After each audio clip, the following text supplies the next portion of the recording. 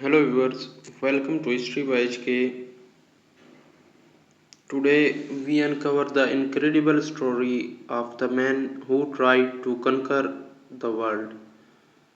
More than 2300 years ago, a young king from a small kingdom in northern Greece set out on a journey that would change the world forever.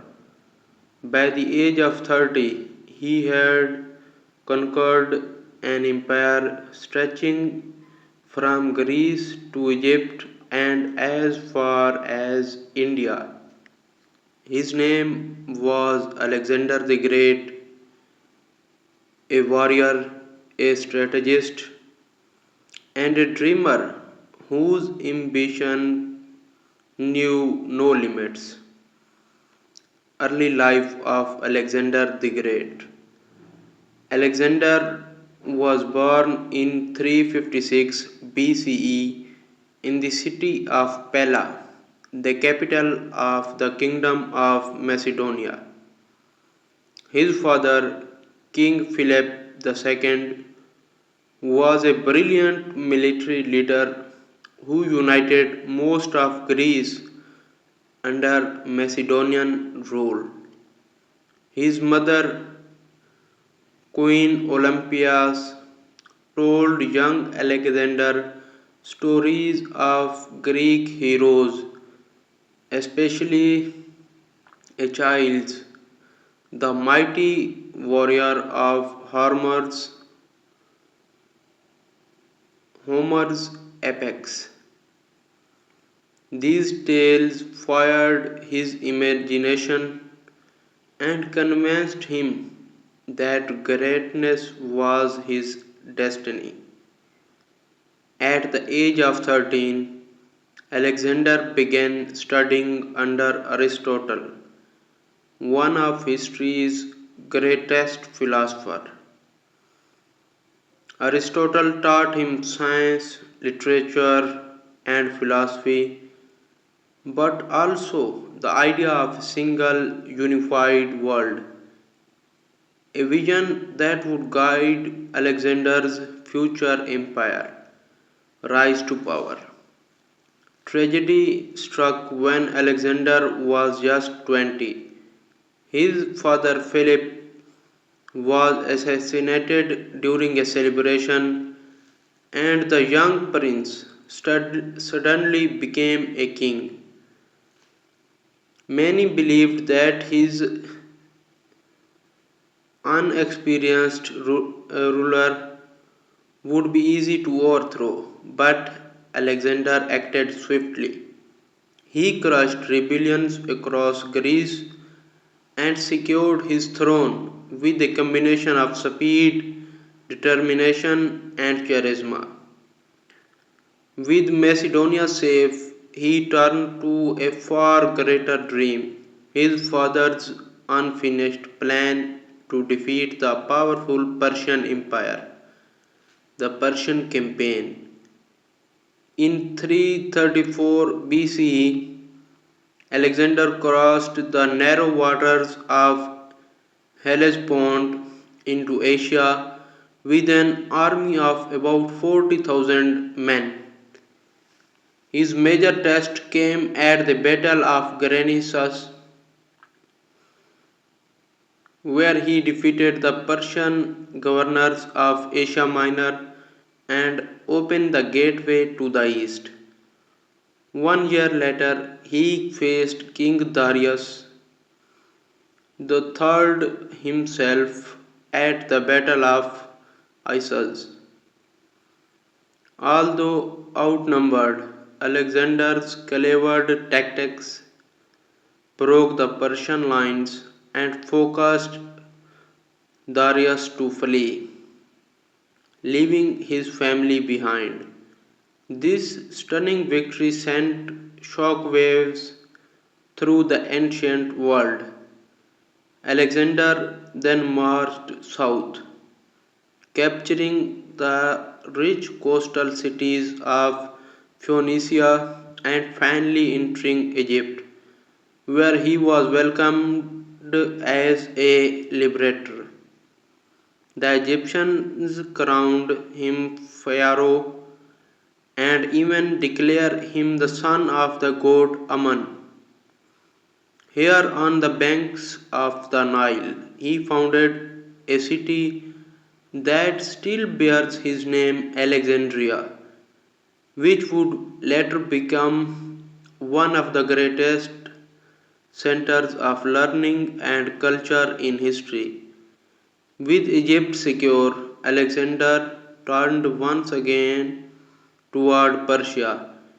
In 331 BCE, at the decisive Battle of Gaugamela, he faced Darius and the full might of Persian army. Despite overwhelming numbers, Alexander's brilliant strategies shattered Persian resistance. Darius fled once more, and the mighty Persian Empire, once the largest in the world, collapsed. Alexander now called himself King of Asia, the March of East. But conquest only fueled Alexander's ambition. He pushed further east through the harsh desert of modern Afghanistan and into the rich lands of India. In 326 BCE, he met his most formidable opponent yet, King Porus, at the Battle of Hydaspes River. Porus brought massive war elephants to the fight, creatures most Macedonian soldiers had never seen. Yet Alexander's tactics and sheer determination brought victory once again. And Porus was so courageous that Alexander made him an ally rather than an enemy. However, after years of endless campaigning, Alexander's soldiers were exhausted, far from home and weary of battle. They refused to march any deeper into India. Reluctantly, Alexander agreed to turn back, marking the easternmost limit of his astonishing conquest, return, and death. Alexander began the long journey back to Babylon, planning new campaigns and dreaming of even greater empires. But in 323 BC, at just 32 years of age, he suddenly fell ill and died. The exact cause remains a mystery. Some say fever, others poison, but his death shocked the ancient world. He left no clear heir. After his passing, his vast empire was divided among his generals, known as the Diadochi, and years of conflict followed. Although the empire quickly fragmented, the world Alexander shaped would never be the same. Legacy. Alexander's legacy was not only in the land he conquered, but in the culture he spread. Everywhere he went, he founded cities, encouraged trade, and promoted the blending of Greek, Persian, Egyptian, and Indian traditions.